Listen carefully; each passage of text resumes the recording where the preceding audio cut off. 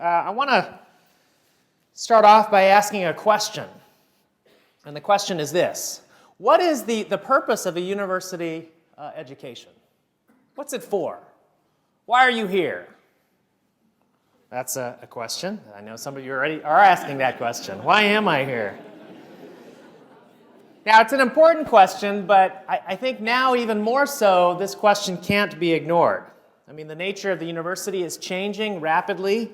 The digital revolution is basically upending the way we've done education in the past, either that or enhancing education, depending on your point of view.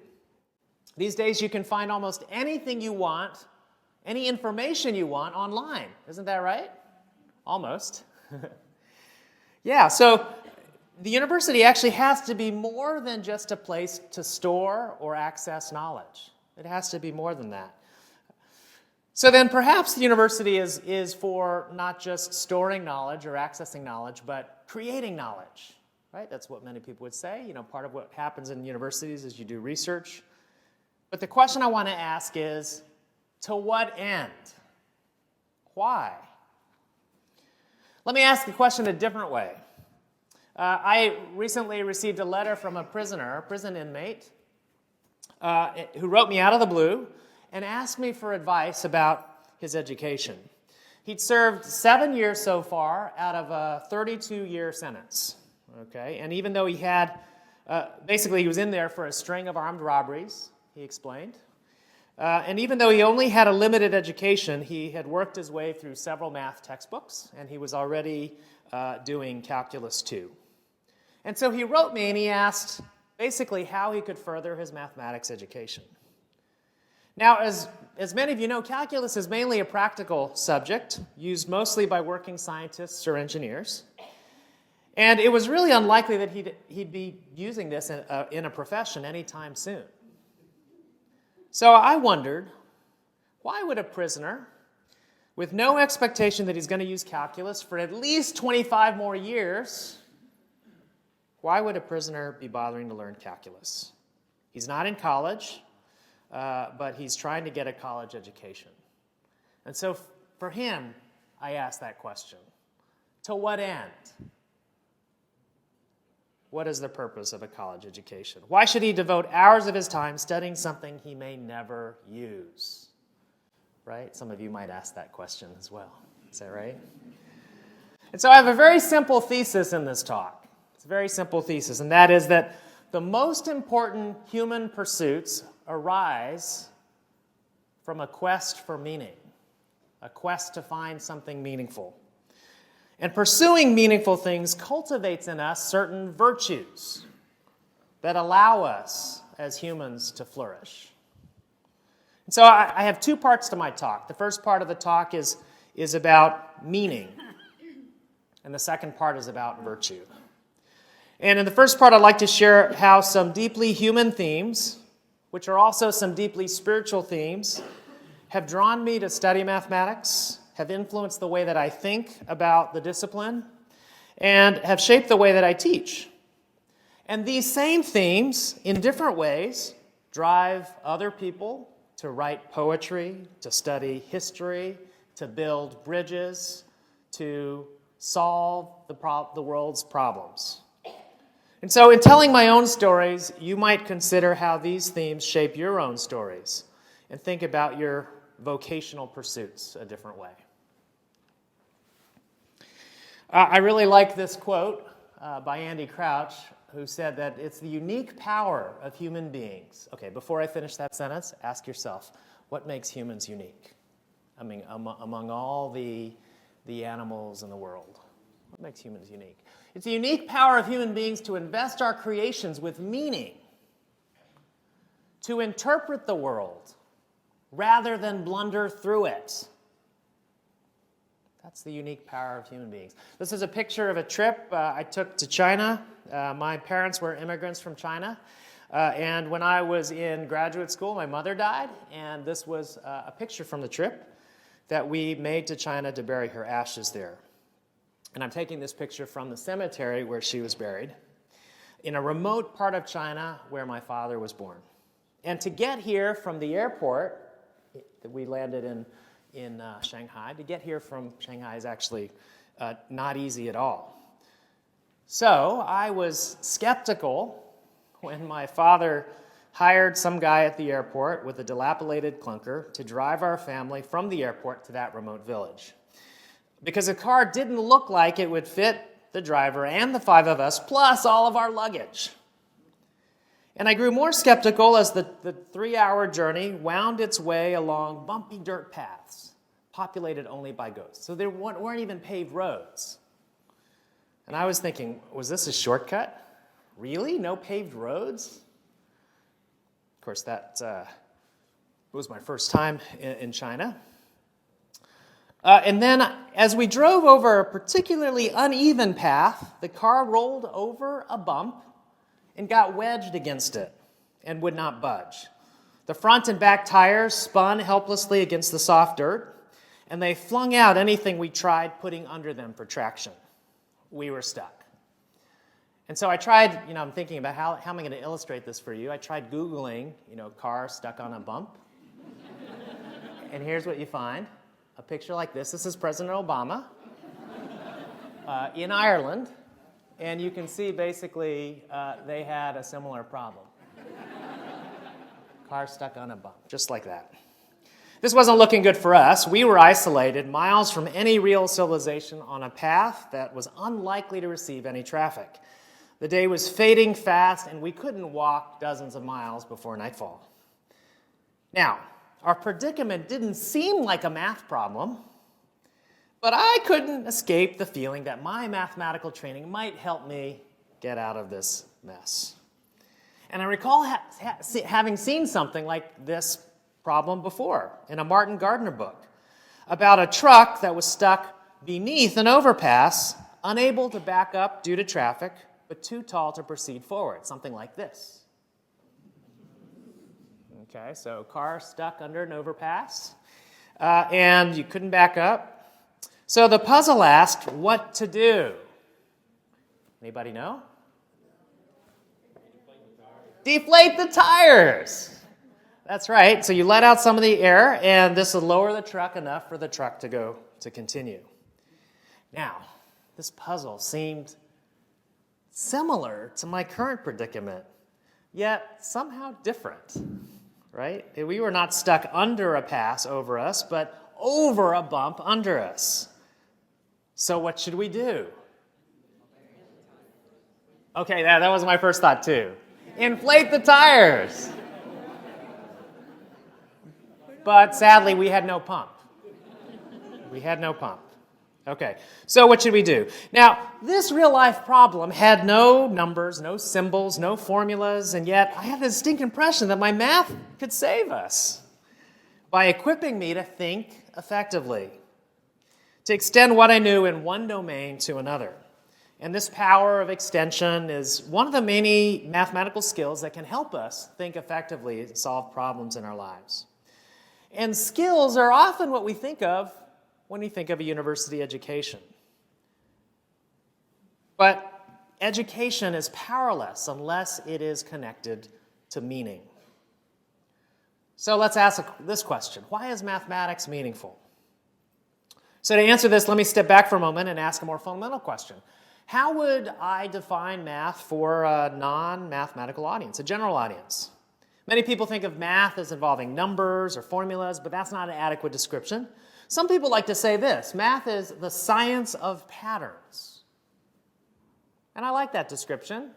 I mean, it, for instance, describes what we were doing with this card trick a while ago, right? Somehow, I have exploited some patterns in order to produce a card trick that would fool you guys, right?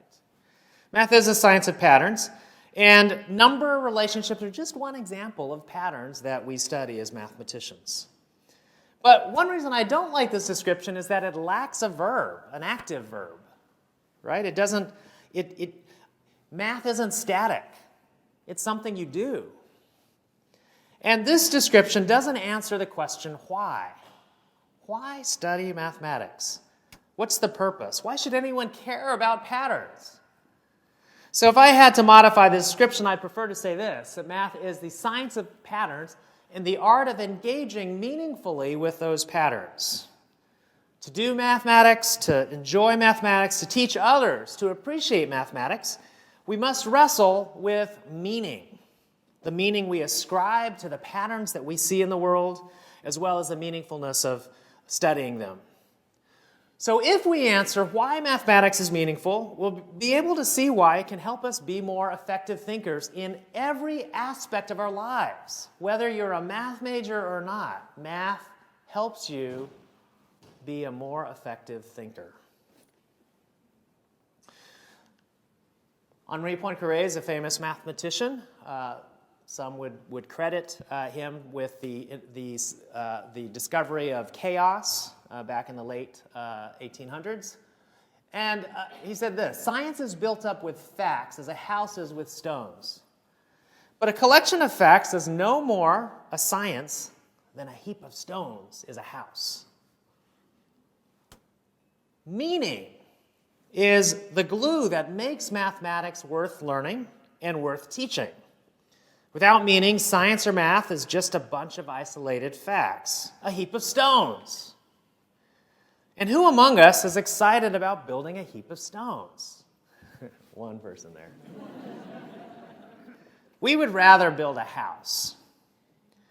Every worthy pursuit is by definition meaningful. We don't pursue things that don't have meaning. We don't chase after treasure that we don't value. We don't buy art unless it's beautiful. We don't seek to understand an idea that isn't worthwhile. So if I want to communicate why math is worth pursuing, I have to show you why it's meaningful. And so let me describe a few things that nearly every human being would say have meaning, and then let me explain why I think mathematics helps us pursue them. Truth is meaningful. We pursue truth, especially in science. We believe there's an underlying truth to be known in the universe. We search for physical laws. We seek geometric axioms.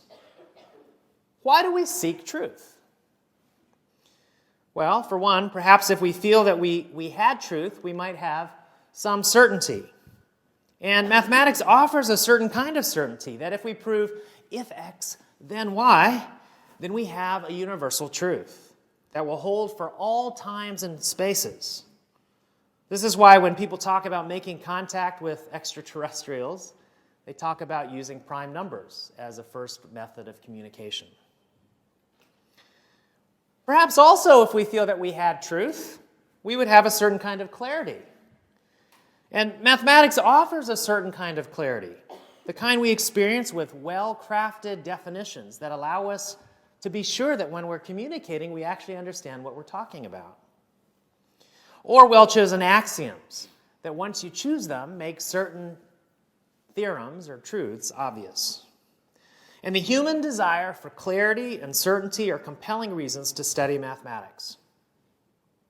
I was once giving a non-mathematical talk to an audience, and somebody came up to me afterwards and said, "I could tell you're a mathematician." And I said, "Oh yeah, why's that?" And they said, "Well, because you were very careful to define all your terms." You see, mathematicians value the care with which we handle ideas, and we're better thinkers as a result. Beauty is meaningful. We pursue beautiful things, things that are transcendent. We enjoy learning about beautiful things. We enjoy thinking about beautiful things. Now, for some, that means they're drawn to art. For some, that means they're drawn to poetry. For some, to music. And for some, believe it or not, mathematics. What beauty is there in mathematics? Well, one example is that mathematicians are drawn to the elegance of a simple proof. This here is a simple proof of the Pythagorean theorem. Why is it a simple proof? Well, it's just basically saying, look, if I have a triangle that's right, A, B, and C, then it's justifying why the areas of the white squares here is the same as the area of the white square here. And you can see it must be the same area because I've just rearranged the other pieces. That is one of the many different proofs of the Pythagorean theorem. Isn't that beautiful? There's some beauty there. Yeah, some of you are smiling, so I know some of you think that's beautiful. Yeah, so mathematicians are drawn to this. We are also drawn to theorems like the Pythagorean theorem that have many different proofs. And when we see a simple idea that has many different explanations or many different applications, we recognize that as profound. It's a profound idea. This way of experiencing beauty pays dividends in other areas of our lives. So if you have math training, you learn to strip away all the extraneous details of a problem and look for its essential elegance, right? You learn to look at problems from multiple points of view. And we're better able to do this if we have mathematical training. So, when I hear about a puzzle about a truck going under an overpass, I don't dwell on the extraneous details like the fact that it's a truck or how much it weighs. I strip away all those details and I look for its essential beauty. And I attempt to see that beauty in many different ways. And this helps me so that when I encounter a problem like it again, I can recognize a car and a bump as essentially the same beautiful problem. Transcendent beauty lifts our spirits and gives us joy. So if you want to be an effective thinker, think about elegance and beauty. If you want to be an effective teacher, teach students to recognize how a search for beauty will equip them to solve all kinds of problems. Third, stories are meaningful. Mankind has used stories for centuries to convey history or essential truths, and a story connects listeners to itself and to each other. Stories create a narrative out of a bunch of disconnected events. And it's no different with math. Teach a bunch of separate mathematical facts, and it's just a heap of stones. To build a house, you have to set those stones in a framework. You have to set concepts in context to give perspective, to explain their significance and meaning. So, for instance, you could talk about the mathematics of permutations, but if you just did that, it would simply be a heap of stones. Or you could tell a story about card shuffling, right? Or do a card trick. That's basically permutations, the language of permutations. You could talk about the geometry of lines and planes and circles. Or you could tell a story about what it takes to get a network of cell towers to communicate and connect with your cell phone, no matter where you are or how you move around space.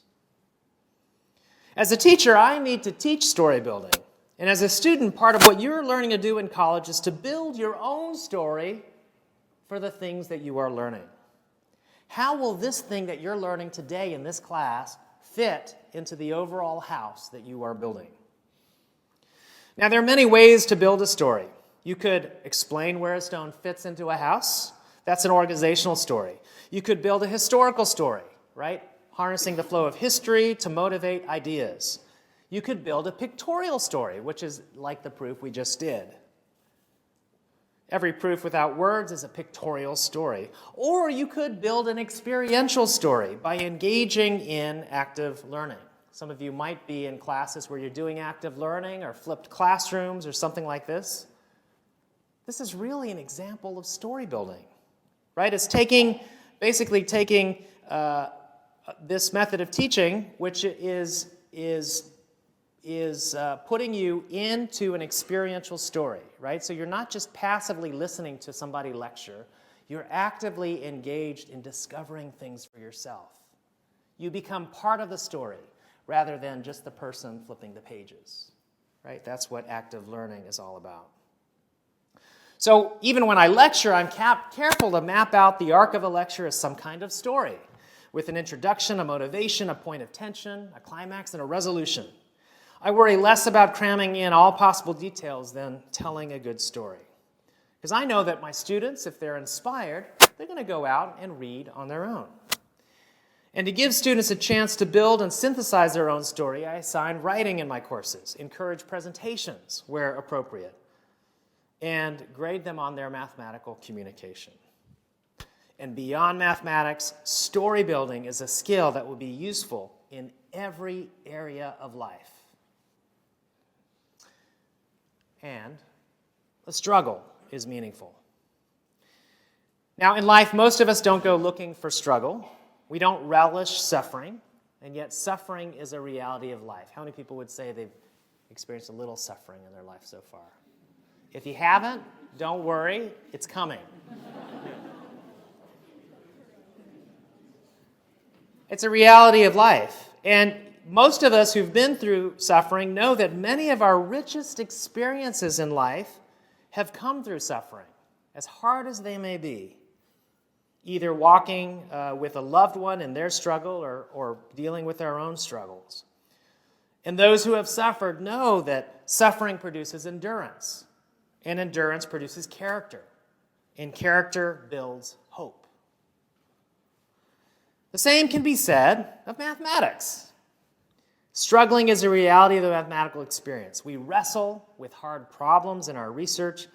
We know what it's like to struggle with a problem for a long time and possibly get nowhere with it, right? I mean, your faculty members here who have Ph.D.s came out of a research environment where they've struggled for years on a problem and then finally solved the problem and got a Ph.D., right? This is the reality, right? So your professors actually know and identify with your struggle.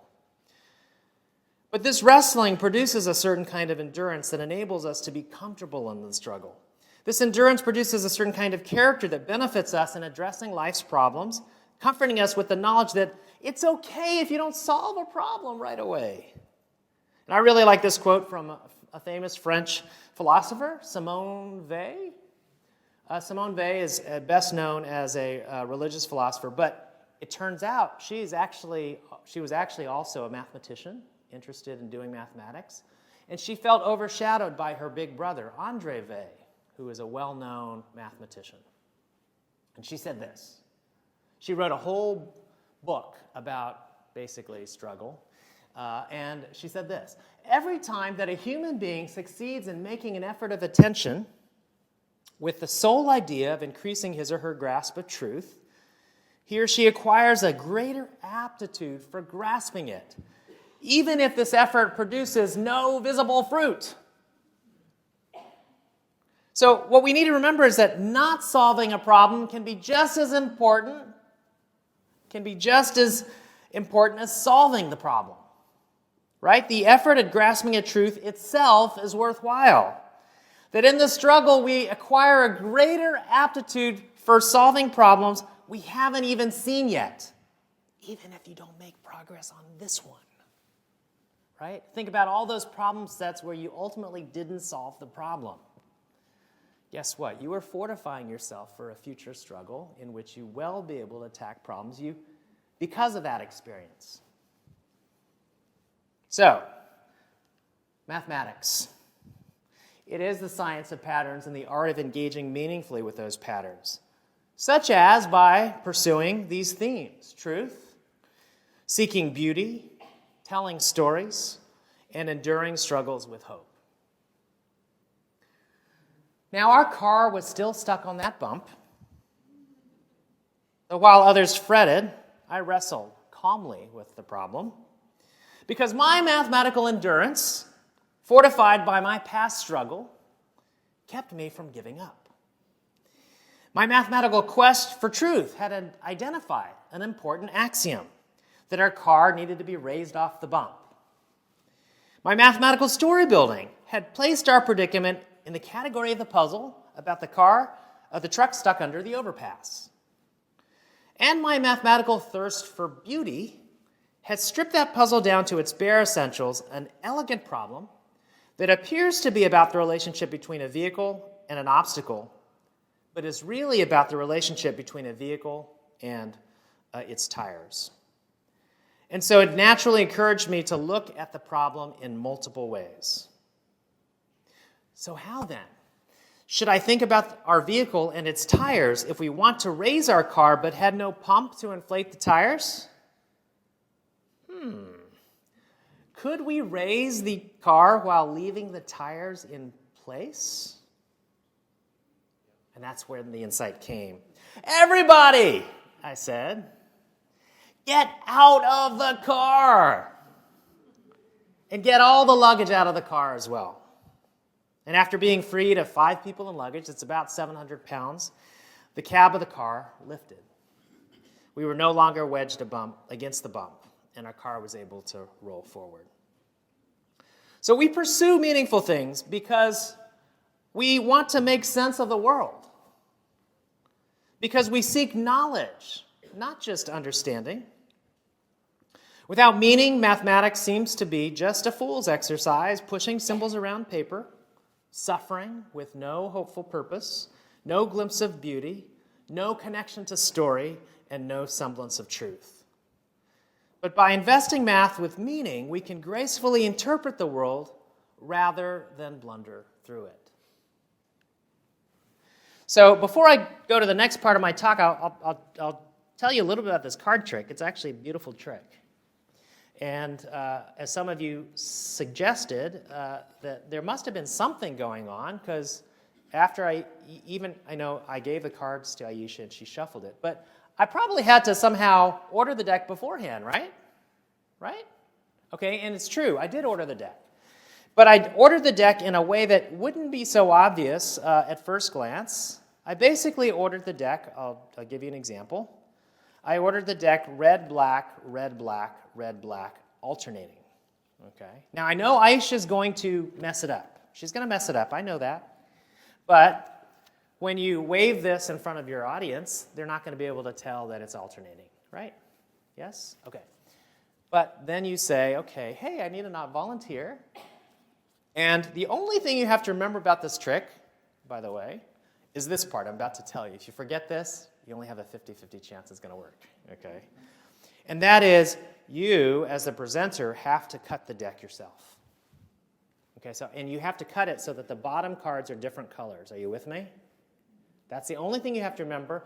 You give them to Aisha, and then have her shuffle with those halves, okay? And if she messes it up, have a second deck available in case, you have to start the trick again. Okay, great. Now, I'm now Aisha. I can't control what she's going to do. She's going to drop cards from one side or the other, but she might drop clumps, yes? But watch what happens to the cards when she does this. So, which card's going to drop first? This side or this side? I don't know.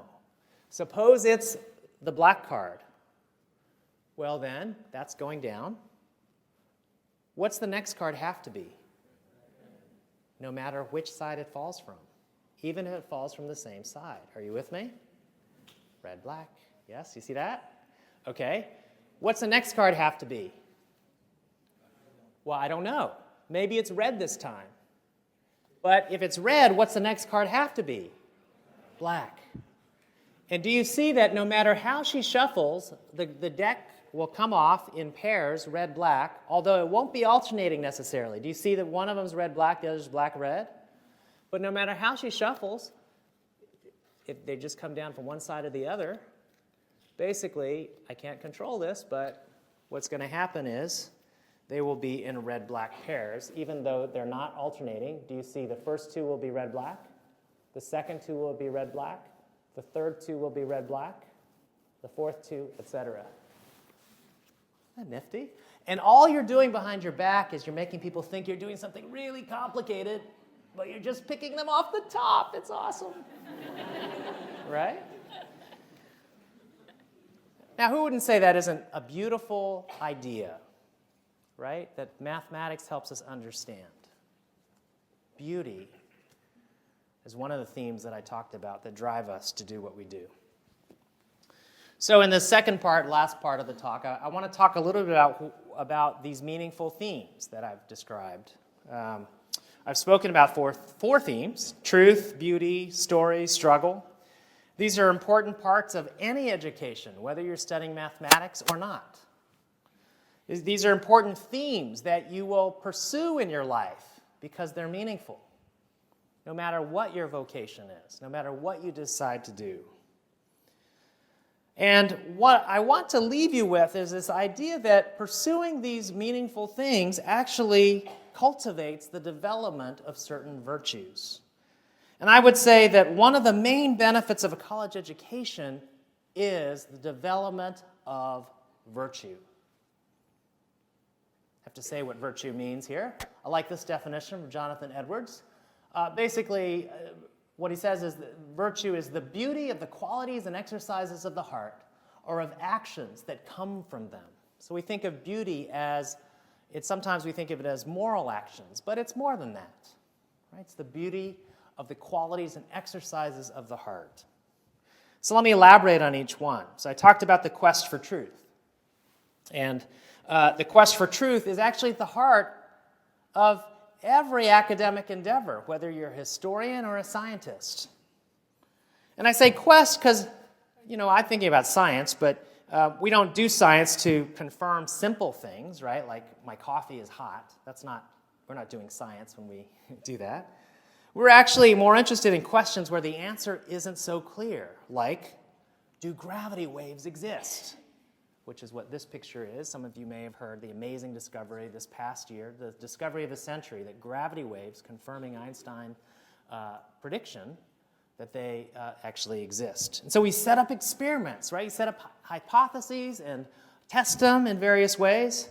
And one of the things that's great is that basically we're looking for evidence. We ask, could there be some other explanation?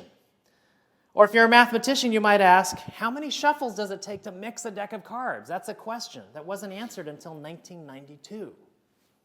How many shuffles does it take? It's surely not one, because Aisha proved that, right? I could still take advantage of an order in the deck after one shuffle. So no matter what kind of investigation you're carrying out, this quest for truth actually predisposes the heart to the virtue of humility. There is much we don't know. And the more you know, the more you realize how much you don't know, right? And if you're prepared to be wrong, if evidence leads to rejecting a hypothesis, or if a mathematical counterexample shows our conjecture was false, then this is part of the scientific enterprise. You have to have humility. And I would say even in mathematics, this idea of finding that you're wrong is a central idea in math. In fact, there are lots of books about counterexamples, right? We have tons of books in mathematics that say, hey, here are examples of conjectures that we've made where we were proved wrong by showing an example, a counterexample. Mathematicians like to admit when we're wrong. We like that. So when a student embraces this quest, she begins to assume a certain kind of humility, right? She handles ideas with honesty and integrity. She values truthfulness. And I don't know about you, but I find it hard sometimes when I'm in a lecture to raise my hand and ask a question. Aren't you glad for the person who raises their hand and asks the question for you, the one that you were thinking? Yeah? That takes a certain kind of humility, doesn't it? This is a virtue that is cultivated, and this carries out to all aspects of your life. What about beauty? As I've already described, mathematicians are awed by the simplicity, regularity, the order of the laws of the universe. These are called beautiful. We hold fast to this idea that the simplest explanation is often the best. Why should that be the case? Within math, you can even ask this question: why should math be as powerful as it is? And the famous physicist, Eugene Wigner, talked about math as being unreasonably effective, which is somewhat of a surprise. Why should math be as effective as it is? We're not satisfied with just any proof. We often look for the best proofs, right? So there's this idea that the best proof we say is elegant, right? Which is kind of a funny word if you think about it. You're talking about a proof as elegant, right? I think of dress as elegant, but I don't think of a proof as elegant. Well, mathematicians do, and it's because we're drawn to this idea of beauty. And a famous mathematician, Erdős, had this idea that all the best proofs of every theorem are in something called the book, God's book, right? A book where all the best theorems are written. And so you even see books that have come out about proofs from the book, right? It's an example. So what does this cultivate? Well, I would say pursuing beauty actually cultivates a virtue, and that's the virtue of joy. By joy, I refer to the wonder or awe, the transcendent awe that you have when you see something and you say, oh my gosh, that was awesome, right? And that doesn't have to just happen in mathematics, but it happens anytime you are pursuing something beautiful. Edwards says this, why has God brought it about that this kind of mutual agreement of things is beautiful and pleasing to the thinking beings who perceive it? One reason is it's having some resemblance to the true spiritual original beauty that I have spoken of, right? It's almost a spiritual quest. Story. Remember how Poincaré said a collection of facts isn't a science any more than a heap of stones is a house? Well, if you begin to see that you're not just learning a bunch of disconnected facts, but a coherent narrative of ideas, if you begin to see that your life is a tapestry, weaving together all the experiences of your life, then you'll begin to see every endeavor, whether that's reading a book or attending a lecture, with a sense of expectation. You'll realize in every interaction with your professor or with your friends that you're assembling a puzzle piece by piece, right? That puzzle is your life. Every puzzle piece has meaning. It fits in somewhere. And understanding and pursuing the arc of story, then, is cultivating a certain virtue. And that's the virtue of hope. The belief that the story will be completed. You won't be able to put the puzzle down. You're constantly looking for more puzzle pieces to fill in the gaps. This hope gives every educational pursuit a motivation. Every interaction, every circumstance has meaning. And it predisposes you to the spiritual hope that there is meaning to every circumstance. And this kind of hope will serve you well in all aspects of your life. And struggle. We're moving through a time right now which is really unlike, people say this all the time, but I think it's true. It's unlike any other period in our civilization in terms of technological progress. And we're moving through a time where the value of struggle stands to be short-circuited by the digital revolution, right? Any answer you want is just a smartphone away.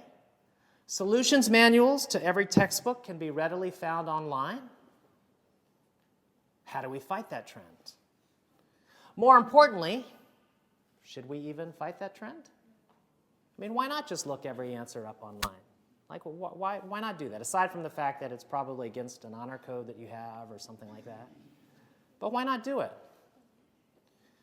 Well, it's precisely because there is a value to struggle that we should fight this trend, right? You see, this struggling also leads to a virtue. And in particular, that's the virtue of perseverance. When you embrace the struggle, you begin to have a growth mindset. Realize that you're growing through this struggle to handle problems you haven't even seen yet. You won't be fazed by temporary setbacks. In fact, you'll welcome them. Remember Simone Weil's quote. I remind my students continually that struggling is a good thing, that it's where learning happens, it's what we professors are always doing, and the struggle is the most interesting place to be. I remind my students that grades are just a measure of progress. They're not a measure of promise. And I remind them that an important part of learning is learning to fail well. And I'm changing the way I assess how I value struggle. So I give partial credit to students who can show me they've thought through a strategy, even if they can't solve the problem. I ask reflective questions on exams, and here's one I asked recently. I put this on an exam. One of the luxuries of the internet era is that you can look up the answer to almost any problem you want. Yet when you're learning a subject, it can be counterproductive. In this class, I have emphasized the importance of struggling, that it's normal and part of the process of learning, and that when you're stuck, you should just try something. Describe an instance so far in this course where struggling and trying something was valuable to you. Now, one of the reasons I love giving questions like this is that I actually love reading the responses. And I often get some wonderful responses. And here's one. This came from a former Marine who had returned to finish college. He was 10 years older than his peers. He felt underprepared compared to his classmates. But this is what he wrote about. He said, I know that learning to do something with your hands is probably equivalent to struggling to do something academically. For example, when I was 10, I taught myself to juggle, and I got really good at it. I stopped juggling once I realized it wasn't cool. But 15 years later, I was able to shock my wife with this hidden skill, and I realized I could still do it. Similarly, a lot of the skills I learned in the Marines required me to perform some complicated action with my hands or body. I'm pretty sure that I'll always remember how to disassemble and assemble any crew-served machine gun. Similarly, shooting is something I've spent years doing, and I'll probably always be good at it until my body stops working. I look at math professors effortlessly solve problems on the board, even if they didn't initially remember how to do that problem. I've seen you do this at least a couple of times when a student asks a good question. I think that for you, math is a lot like fixing a car or putting something together without instructions. You have struggled so much that all previous experiences are burned into your brain. You simply can't forget things that easily anymore. And because of this, you're just better at math because you put in the time and hard work. I'm hoping that I can get to that level with some subject someday. I love that response. Let me finish by mentioning one theme that I didn't mention earlier and one virtue that ties with it. And that's the theme of freedom. Freedom is an idea that every human being cherishes. And I've been reflecting a bit on what freedom looks like in the classroom and how many of the best practices in education are rooted in freedom. For instance, I teach an inquiry-based learning class where students are basically making discoveries on their own, and I'm just serving as a coach. There's a lot of freedom in that class for students to make mistakes. There's a lot of freedom for a student to pursue something she's interested in. And it opens up a real space in the classroom that I think is transformational. And that's a lot like life. You can't predict how things are going to go. And freedom is also central to some of the hidden issues that college students face, especially with regards to race. And this is an important topic in our time. I've been reading this book by Gloria Watkins, who is known by her pen name, Bell Hooks. She's an African-American writer, professor, and she writes about her experience growing up in a segregated America. And I'm going to confess, in some places it's actually hard for me to read, but I'm talking about it because I think she describes eloquently about the difference in education she received in segregated black schools versus integrated schools. And she speaks eloquently about the role of freedom in education in a way that I had not thought about before. I'll just read to you what she says. So she's talking about her experience first in a segregated school. She says this: within these segregated schools, black children who were deemed exceptional, gifted, were given special care. Teachers who worked with us and for us to ensure that we would fill our intellectual destiny, and by doing so, uplift the race. My teachers were on a mission. To fulfill that mission, my teachers made sure they knew us. They knew our parents, our economic status, where we worshiped, what our homes were like, and how we were treated in our family. Attending school then was a sheer joy. I loved being a student. I loved learning. Home was the place where I was forced to conform to someone else's image of who and what I should be. School was the place where I could forget that self and through ideas, reinvent myself. That's what she said about her experience in a segregated school. And you'll notice she contrasted home, where she felt constrained and captive to someone's expectations, with school, where she felt freedom to explore ideas. But then she encountered a more stunning contrast. She says this: school changed utterly with racial integration. Gone was the messianic zeal to transform our minds and beings that had characterized teachers and their pedagogical practices in our all-black schools. Knowledge was suddenly about information only. It had no relation to how one lived or behaved. It was no longer connected to anti-racist struggle. Bused to white schools, we soon learned that obedience and not a zealous will to learn was what was expected of us. Too much eagerness to learn could easily be seen as a threat to white authority. For black children, education was no longer about the practice of freedom. Realizing this, I lost my love of school. The classroom was no longer a place of pleasure or ecstasy. School was still a political place, since we were always having to counter racist assumptions that we were genetically inferior, never as capable as our white peers, even unable to learn.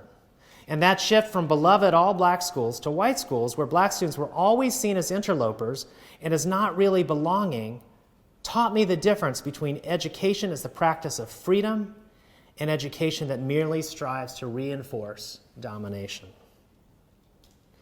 Now, what we see in this contrast are exactly the same ideas we saw in the other examples I talked about. In the supportive environment of Watkins' all-black schools, the educational practice was rooted in community.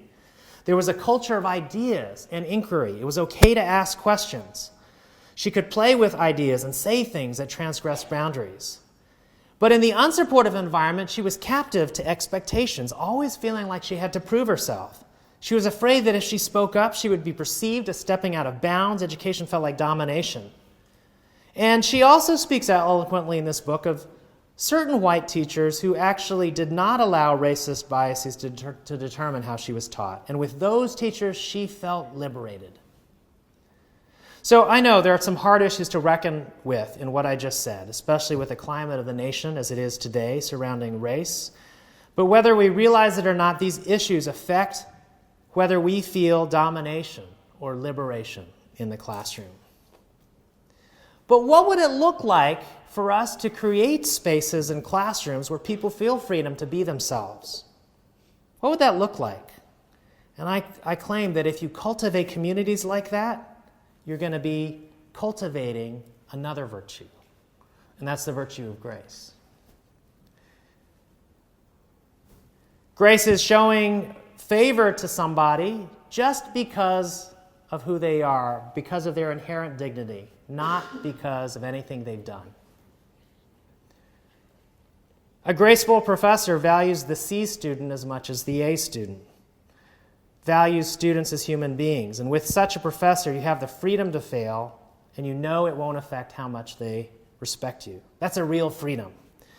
A graceful student would take the time to really hear differing viewpoints without prejudging another person, giving the other person the freedom to say what's on their mind.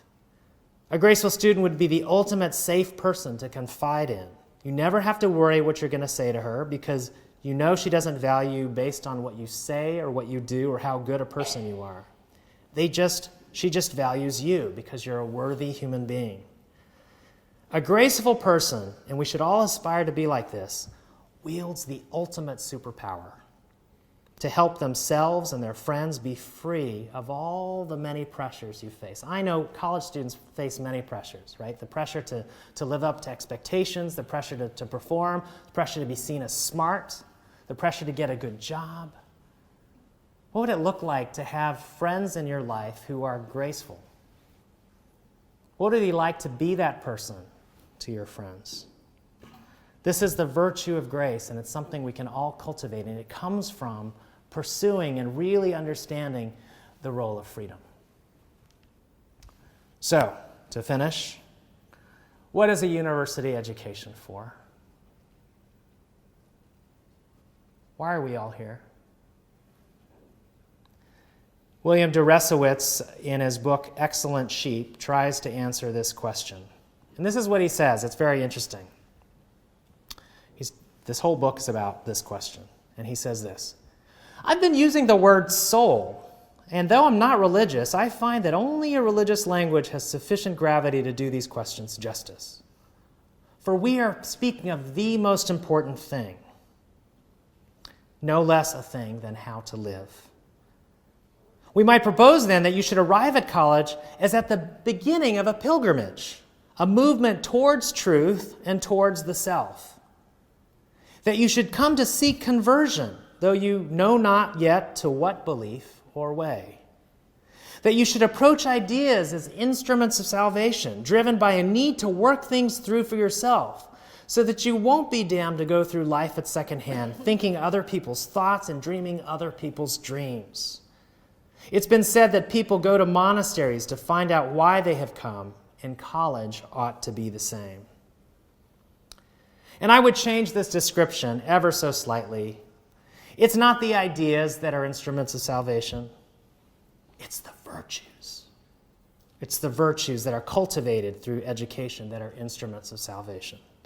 Education is motivated by the search for meaning, and it instills in us virtues that make for a rich inner life. We have thought too much about universities as places where students access knowledge, and we have not thought enough about universities as places where students cultivate wisdom. So when I think about the prison inmate studying calculus, he's not studying calculus because it's useful, even though it is.